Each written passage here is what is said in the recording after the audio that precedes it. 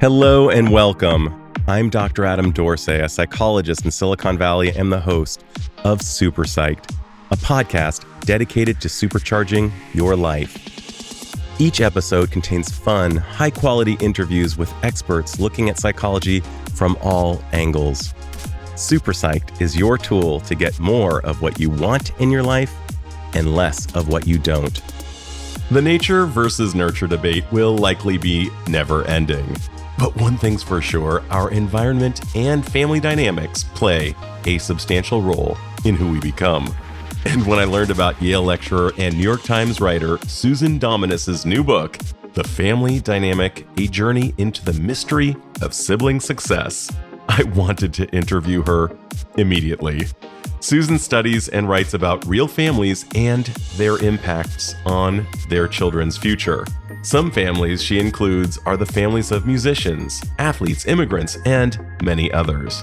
I wholly agree with Wharton professor Adam Grant, who said it was a captivating book on how our early roots shape our later success. That said, this is a conversation you won't want to miss, and it may even shed light onto your own family dynamics. Listen in.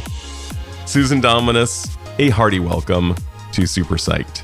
Thank you so much. I am super psyched to be here. So happy to see you, Susan. And you have written a killer book in that it scratches an itch that everyone has about the nature-nurture phenomenon, about the effects of siblings on each other, what factors within the home really matter. You're the mother of fraternal twins, if I'm not mistaken, boys. And I'm guessing that to some extent, your reality influenced your decision to invest these heartbeats, these precious heartbeats of an opportunity cost of time into this book. And would that be true? It's really funny that you say that because I would not say that that is true. I was very interested in high achieving families. I think it had more to do with my own psyche. I myself was a very high achieving, driven kid. And so I think I looked at families where everybody was very successful and thought, how did their parents make them like that? Because I don't think my parents were making me like that. My parents were totally hardworking, but very well-adjusted people who were like, can you just take it down a notch? Please calm down. My siblings, they wanted us to do well in school, and we all did well in school, but they didn't need me to do as well as I did in school. And they didn't need me to care as much as I cared. But I was very interested in what was going on in the homes of families where kids do extraordinary things, or where they went adults who, all had clearly done something amazing, what was going on in their household. So it was an early childhood curiosity of mine, in part because of some people I came across at summer camp whose parents were like that and had siblings who were like that. But it wasn't necessarily about my own kids. I don't think, and I don't know if this is true, but I wanted my kids to reach their potential. But I don't know that I needed them to be high achieving. And I hope they would agree with me on that, I have to say. Mm-hmm. It's really funny because you actually referenced the Marsalis brothers, as in Wynton and Branford at the very least, and others. I actually had the pleasure of meeting Branford and talking about Wynton. I'm a big fan of Wynton's, and Branford really cared deeply about his brother. And it was actually very touching based on our interaction, just based on this very, very short window. I expected them to be rather competitive. That's not what I inferred based on my interaction with Wynton, that just brief moment. But it seemed like they were I'd like to think that they built on each other and built each other up. One had the trumpet, the other had the sax. But let's talk about what did compel you then, just a little bit more, what you were hoping you would find as you wrote this book. So I will admit that I thought that I would find common threads among these families. I was going to sort of see what was the magic, the secret sauce of what these parents were saying around the dinner table, or what were the family mottos. And there were some interesting things that I noticed about family mottos. But what I was surprised to find in the end, when I really dug into it, was just as you say, how important the siblings really were for each other in influencing each other, creating motivation in each other, helping each other professionally, clearing paths for each other, and giving each other advice that was really life-changing. I have the theory that young adults at really consequential times in their life are not that open to the advice that their parents give them. My friend Lisa D'Amour, the psychologist, calls it the kiss of death phenomenon. You know, when the parent says, I think that you should apply to, well, you can be pretty sure that that is the kiss of death for that college. I saw this happen with my friends all the time. So I think that siblings can give advice and kids can hear it in a different way, especially if they admire that sibling. It's so hilarious because I remember listening to Glass Houses by Billy Joel, with this really formative album for many of us in our generation, inferring that you and I were probably a similar age, even though you look fantastically younger. And I remember my mother grooving to it, and immediately I had to kind of put that album into quarantine for a few months before I could listen to it again because my mom liked it. Oh, there you go. Yes. So your mom says to you, you should start a club. Screw you, mom. You start a club, mom.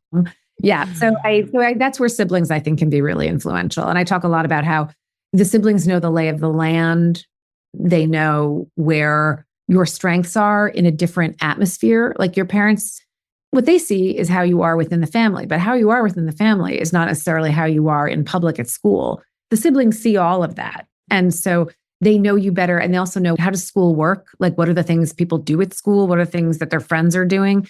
I do think they can sometimes give better advice even than parents.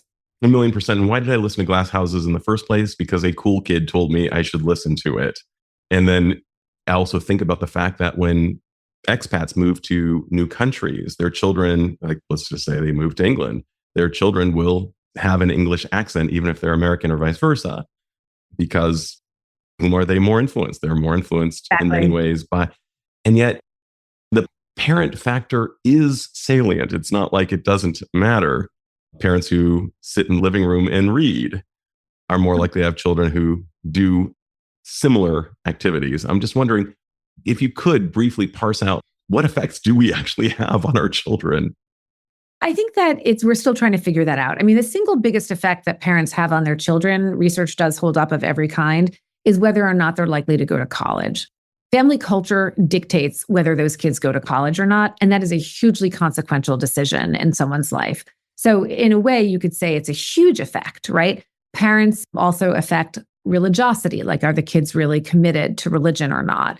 There's so many values that come along with that. So we know that that's an important effect. A sociologist named Dalton Conley, who also studies genetics, points out that if you take your kid to vote and they vote the same way that you vote, they will probably vote that way for the rest of their lives. So you have an effect on your kids in that way. But in terms of their personality, like, can you make your child more conscientious? Can you make your child more open or more open to experience? We can model these things, and there is tons of research that supports the power of modeling, and I'm very interested in it. But I think we also have to acknowledge that if parents who are big readers themselves go on to have kids who are big readers, a lot of that is also probably somewhat hereditary. It's not that there's a gene for like, I like to read, but there is a gene for all the things that put together add up to someone who likes to sit quietly and read. So I think that probably parenting effects are smaller than we think, which is not to say that they're inconsequential. Yeah, I am absolutely convinced that part of the reason I vote the way I do is because my parents vote the way they do. And that was the values that were discussed at the dinner table in my family home. I care about very similar things to those which they care about. And I tend to hold similar positions. And when I would see my parents get anxious about a thing, I too would internalize that anxiety and say, wow, we need to absolutely fend against that and promote this instead. Yep. Yeah, that's really interesting. It's undeniable. I think it's hard to capture it systematically to some degree. In other words, like twin studies don't tend to capture tremendous parenting effects, but I think it's very idiosyncratic that there could be something that's incredibly salient for you that happened in your household, that might not even be salient for your sister because she's coming to the world as a different person. So she's taking different things from your parents. Like my kids are very different, as we've discussed, they're fraternal twins. Our parenting style did not make them more alike and more like us, but something we were doing probably affected one of them and something we were doing probably affected the other one. But they were bringing something else of their own to the table, if that makes sense. An X factor, just a factor that was just completely their own creation, almost like Orville and Wilbur Wright creating an airplane. I don't know if their parents had anything to do with bicycles. I know bicycles kind of transmuted themselves into airplanes, but very, very interesting how this sibling relationship, they would argue vehemently, apparently. I don't believe it's apocryphal. I think they really did, about the project, but not at each other. And they kept it very project-based. And rather kind of poetically, it turned out that one propeller needed to go clockwise and another propeller needed to go counterclockwise in order to gain lift. And that seemed to be very much in sync with the way they communicated. Which is, metaphor. I'm going to steal that if you don't mind. Please, by all means. Yeah. One way and one needed to go the other. I love that. That is kind of the story of siblings. Wow. And you're about to go on a massive media tour, and they're going to ask you a this or that series of questions like, is it this way or is it that way? And with parenting, it seems like it depends. It just depends on, for example, how powerful the genes are. Does this child have a genetic condition that causes them not to be able to learn? Do they have a traumatic childhood? Are they growing up in Rwanda during the genocide? If you're growing up during that. Matter, but it's just an extreme circumstance. Yes. Right, an extreme circumstance. So the nature nurture, it seems like it's a depends phenomenon, at least based on what I've read. Is that consistent with your understanding? Maybe you could reframe the question. I mean, I do think that kids come into the world, everybody is capable of being pushed to. I mean, the real problem is that kids who don't have advantage, whatever talents they innately are born with, they don't always necessarily have the opportunity to express them. It's where you really see kids' genes expressing themselves in a way is at the highest level. In other words, you have 15 kids in the AP English class who are all getting all the tutoring in the world and who have all the resources. In that case, it's the kid who really maybe just has the most raw goods who's going to stand out. But I think that parents, need to recognize who their kids are when they're trying to decide how much to push them. Because if you have a certain expectation and it just is not well suited to your child, it's going to be counterproductive rather than productive. And so recognizing that your two kids, they might have different talents, and rather than trying to make them equal, just sort of understanding. I think parents sometimes think, well, I did right with this kid, but clearly I did something wrong with this kid because he's not an A+ student the way his sister was. But they're different children and they need to be embraced for what their particular strengths are. I've had many parenting belly flops, and some of them were reflected in the book. Like, oh, wow, if I could go back, I would do some things differently. But I'm going to tell you one time that I did it right. And I was walking with my son when he was looking at colleges. And I was really curious to see what the math looked like. What does my older son plus this college look like? Plus the student body. Is this a match? Does it seem like it's a fit? And I remember I really wanted him to choose a particular school, like really badly. And then the next day we go to the other school that I did not want him to choose, but I saw him there and I saw him there. And I didn't weigh in. I just asked open-ended questions like a good, did not weigh in. He wanted me to weigh in. I said I wouldn't. And the obvious answer was he was more destined for the school and more of a better fit at the school I didn't want him to go to. Yeah. The joke of the jokes was 4 weeks later, he got actually off the waiting list at his number one pick where he really, really wanted to go. But it was just so bonkers just having to do that. I won't get into my Homer Simpson moments of parenting because they're an entire gag reel of that, which I sometimes share. But to what you're talking about, let's talk about the effects that parents actually do have and how to leverage those. What would be some tips that you gleaned as you were doing your research and listening to these 6 very amazing families and taking in all this great information? So I do think that we do know that parental expectations have a small effect on how kids perform. And I do think that all of these families did in one way or another, articulated it, actually said it out loud. Other ones, I think it was just there was a sort of dignity to the parents that kind of spoke of high standards.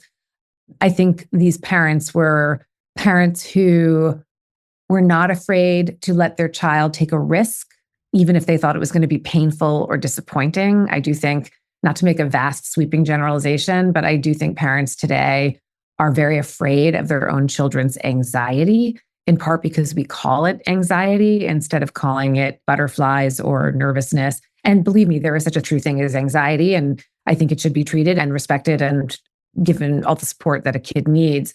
But I think parents jump to that word pretty quickly, and kids need to get comfortable with the uncomfortable. And I think a lot of the parents in this book really embraced that.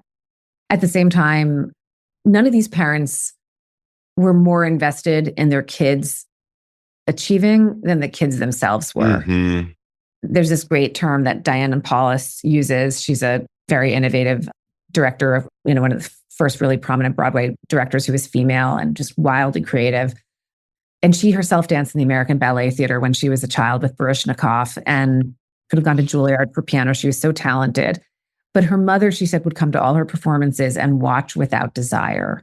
She was there for her. She was supportive, but she wasn't critiquing or urging on or coaching, which brings me to another philosophy that I think I saw in some of these parents, which is that they outsource the discipline. The home is a place where they could parent and love, and then they would find for their kids superb and demanding music instructors or really superb coaches. We always joke that we outsourced all of our family values to Camp Beckett, where my kids went to camp, where they had great mottos and tons of older boys to pass these messages down. I think when parents decide that they're going to be the ones to teach their kid discipline, grit, how to be tough, you want your kid to believe that they're tough, but you don't want to be sort of the person who's like somehow enforcing that by setting certain standards of toughness or by punishing if they don't finish the thing by this. Or I don't think relationships end well when parents decide it's my job to make my kid grittier sometimes. That's such a great point if one can, to outsource the discipline in that way and to allow the parents to primarily generate love. That's great. To recognize that not all anxious symptoms are full-blown anxiety diagnosable. Just because somebody's having an anxious moment, they can be butterflies and they need to be worked through. Going up to bat for the very first time in a fast-pitch baseball game is scary, but it doesn't mean that you have to sit out. It means that you actually have to get up at bat. We know that the more we avoid, the more the anxiety grows and the more we move toward. And then I'm thinking about something else that you're saying, and that is realizing that, oh my God, when it came to tutoring in certain subjects, I was very impatient and I was a very bad match. And one of the things that we need to, I think, and let's see what you think, is recognize that a parent-child dynamic is a match-related phenomenon. Like, how good of a match are you when you're doing this activity? Sometimes the match is not great. And I may have been good at the subject, but I was a crappy tutor. And so we outsourced it. And lo and behold, the results spoke for themselves. I mean, he started absolutely crushing. It actually was my wife who realized, like, honey, maybe you don't tutor in this area. And it was like, oh, you're right. You're right. Like, if people can afford it. But I think there are always ways to encourage mentors for your kid. I mean, maybe they get a job, maybe there's somebody you admire who's an elderly person, who's an interesting person. And you say to your kid, you're going to rake their leaves, you're going to go over there and just check in on them. And you're going to bring them this casserole, whatever it is. It's like, put your kid in the path of people whom you admire, because I just think that those are the people who kids are open to learning from more readily sometimes. Oh my God, Susan, are you watching my life? So I love this idea. First of all, we all know it takes a village. Yes. We all know that our surroundings are vastly different than they've been throughout the millennia, that our brains have not changed for at least 35,000, maybe even as long as 100,000 years, but our outside reality have changed. And one of the things I've really made an effort to do is expose my children to grown-ups who are awesome. Yes. And exactly. so they can hear another side of the story. It's kind of a Rashomon approach to parenting, so to speak, giving various subjective realities as they listen and as they can be heard as well by these really cool people. My son was trying to make a big decision, and I knew that he really liked our rabbi, and I really liked our rabbi, and he really didn't want to hear my opinion about the decision. And I said, why don't you call the rabbi? He's a young guy, really supportive. He knows you a little bit. And they'd gone on some trip together. And he did. He went and met with him. And I felt like my greatest parenting moment was not giving him the advice, because I don't even know what the conversation was like, but saying, here's a trusted an adult whom you think is wise and whom you admire. Why don't you go talk to him? And then he did. So yeah, I think all of that is really good. So yeah, in terms of finding somebody to outsource the discipline, it could also just be about a great teacher, making sure that your kid gets into the class with that really superb, everybody knows is the really tough but excellent English teacher, really going to bat for that, or encouraging your kid towards a sport where the coach is superb, has high standards. Anyway, I think that that's a healthy approach. Out here in Silicon Valley, and maybe where you live as well, there is a lot of what could loosely be referred to as tiger momism, whereby the child learns to hit the target, but based on extrinsic rather than intrinsic factors. And I was wondering if you could share with the listeners any impressions that you have on intrinsic versus extrinsic learning, and what happens when, and it could be tiger fatherism, of course, what happens when a parent becomes a tiger parent?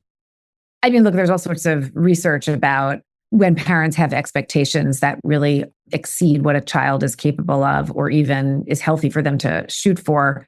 We do know that that does make for very anxious, depressed kids, and that perfectionism is associated with all kinds of other kind of negative outcomes.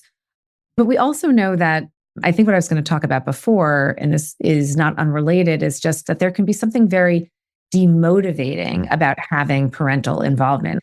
One of the women I write about in my book, her name is Julia Leonard. She was a very high achiever herself. She runs something called the Leonard Learning Lab at Yale now. And she studies, how quickly do parents jump in and what happens when adult figures intervene when a very young child is trying to do a puzzle, for example. And what they find is that it's very demotivating for that child the next time a puzzle comes around. So a parent may force their child to succeed all the way through high school, but then they may get to college and completely lose interest or focus. I think about somebody I know whose father insisted that he play piano at a very high level, and he was smart enough and he had to sit there and play, and he got to a very high level his senior year of high school, and then he got to Harvard and never played again. Never played again. So what that tells you is he had no joy in the music, even though he was so proficient at it, which is almost hard to imagine. But I think it can be really demotivating. And the other thing that Julia Leonard studies is, when do parents intervene? She finds that parents do sort of jump in a little bit too quickly, like they underestimate what their kids are capable of. And we're talking about your very young kids, but I think that's kind of almost a metaphor for all of it in the anxious parenting generation. Andre Agassi famously describes his experience with tennis in his book, Open, right, where he hated playing tennis. And it's such a good book and such a heartbreaker, and what ended up happening to him as a result. And then I think about this idea, just kind of a highfalutin, very important idea from psychology, comes from Lev Vygotsky, the notion of scaffolding and zones of proximal development, trying to help the learner and help them reach to just where they're able to hit. I find myself thinking about what you're saying, and that is, this translates into figuring out the equilibrium, figuring out like, when do I intervene versus not, to the Dr. Leonard question. What would be some tips of when to intervene versus not, based on your knowledge? Did your kid forget his homework? And this is just me sort of as mom speaking, I guess, to some degree. I think independence is a theme that runs a lot through these families, actually. I mean, a lot of the parents were working very hard themselves, so they were both modeling hard work and also weren't really around to, be the parent who drives the homework over to the school because the kid forgot. That's sort of a typical kind of situation. He's forgotten his homework. Do I drive it over, or do I let him learn, like get the C? And I think that when the stakes are not that high, it's a little bit easier to let them learn than when it's the day of the SATs and they call you and are like, I don't have a number 2 pencil. You know what I mean? So I think 1,000,000%. I know what you mean. I guess I personally would definitely drive that number 2 pencil over. Yeah, exactly. And I think parents also punish themselves sometimes because they have a kid who is the kid, let's say, who forgets the number 2 pencils, right? And then they drive the number 2 pencils over, and then they feel guilty that they have not let this child learn how to thrive on his own. And then there's the kid next to him who's like completely organized and buttoned up. But I think it's possible that that kid just was that way. And the reason you're driving the pencils over to the kid is not because you've created a kid who needs you more than other kids need their parent, but like maybe that kid really does just need a little bit more. My hope is that this book gives parents permission, that parents are a little bit less hard on themselves, that they feel less responsible for making their children high achieving, because the research suggests that it's very hard to do that. That's amazing. Without the damaging the relationship. Yes. Yeah. You can see it, right? Like, sometimes when you look at a family where all the kids are so high achieving, sometimes it's genetic, just slot machine luck. They all came out driven and interested in school. Great. But sometimes you see it at such a high level and you think, what was going on? Was there something almost unhealthy going on? In one of the families I write about, they were very, very high achieving. They practiced for hours on their instruments. Their mother was frankly abusive. They were afraid of her. And that has real serious costs. I'm smiling because I'm imagining a term that I just created called Von Trappism, imagining the Von Trapp family from The Sound of Music, how perfectly aligned they were in terms of singing, how well they perform, and how Maria, this external source, comes in and kind of changes the culture there, softens it a bit. Yes. In my impression. And we do know for sure that perfectionism tends to have really negative side effects. I interviewed Dr. Greg Chasson at the University of Chicago Medical School, where he actually teaches surgeons, even surgeons themselves, to loosen up on perfectionism as a trait because the outcomes are so bad. Oftentimes, even in a place like surgery, I remember asking him, like, well, what about in surgery? Is that perfectionism? Is that actually good? And he said, no. So if even there, that it's like, wow, it causes one to pause. Is there anything I should have asked but haven't yet before my final big question? Is the final big question going to be how have I changed my own parenting? Would you like it to be? No. Okay, 'cause it's not going to be that. I was really interested in family mottos. One of the things I was interested in with these families was not so much what makes them high achieving, but what made these kids think they could be high achieving? What was the energy in the household? My feeling is you don't want to make your kid be high achieving. You want to create an atmosphere in which they believe they can be high achieving. And then if they want to be, that's internalized that it's a possibility for them. And so one of the ways that I think parents sometimes do that is just through mottos. Like, what are the sayings that the kids remember hearing over and over in their household? And I think a lot of the mottos were really positive. And we're sort of big sky, like in the Murguia family, very disadvantaged Mexican-American family, 9 people living in a tiny little house. The mother would say, with God's help, all things are possible. And then I heard the same thing in the Hollyfield household, these civil rights activists and trailblazers.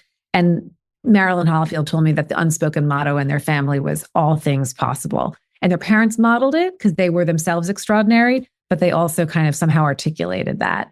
And I hope that I conveyed that to my kids somehow. We didn't have a family motto like that, but it was not the message I got in my household. It's another reason I was interested in writing this book is, well, what happens if you're told you can do anything? Sky's the limit. And my parents were hugely supportive and they paid for college and wanted me to get an education. They wanted me to work, but it wasn't a dream big kind of family culture.